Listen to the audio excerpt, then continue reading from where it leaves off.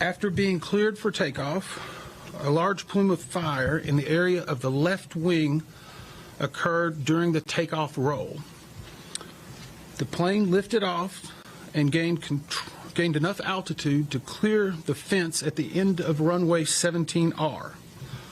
Shortly after clearing that fence, it made impact with structures and the terrain off of the airport property.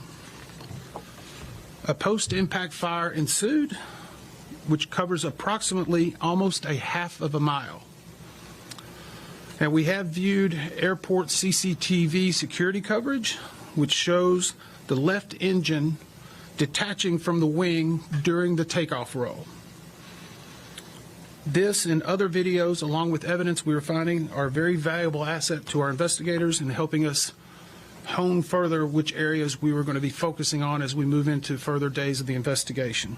You have been watching the NTSB briefing there with Member Tiedemann talk about that deadly UPS plane crash in Louisville, Kentucky. You've been seeing some of the images of it, just horrific. We know that at least 9 people have been killed.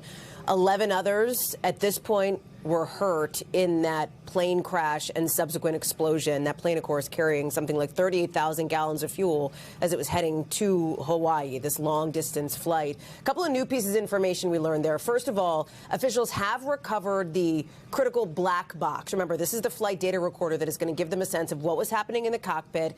Important information about the flight itself, the altitude, the speed, etc. They've also confirmed now that the left engine, and you heard our Tom Costello, our senior correspondent there in the room, asking about some of these photographs we've seen, and you're looking at this image here. This is one of them. Again, the Tom reference that NTSB officials references, they are now confirming that, yes, this is the left engine that did detach from this plane right before it lifted off the ground. It obviously didn't get far off the ground. You've seen that in these images before it off airport property, smashed into buildings, smashed into the ground as well. And then you also heard the NTSB member talk about there, and you can see just how horrific that was.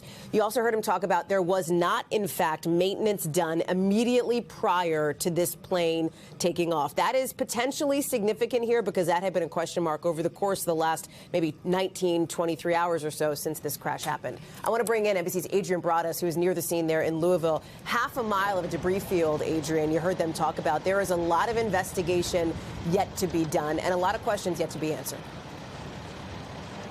Still so many questions, Hallie, and unfortunately people here who want those answers may not have all of the answers today. But we do know some key critical information that we just received moments ago. The big critical piece of evidence is that photo you showed just moments ago. It's still on property. That is the left engine, which detached from the wing during takeoff. Now, he was telling us that evidence will be collected. They're going to analyze it. Not just one team, but multiple specialized focus groups who have expertise in this area.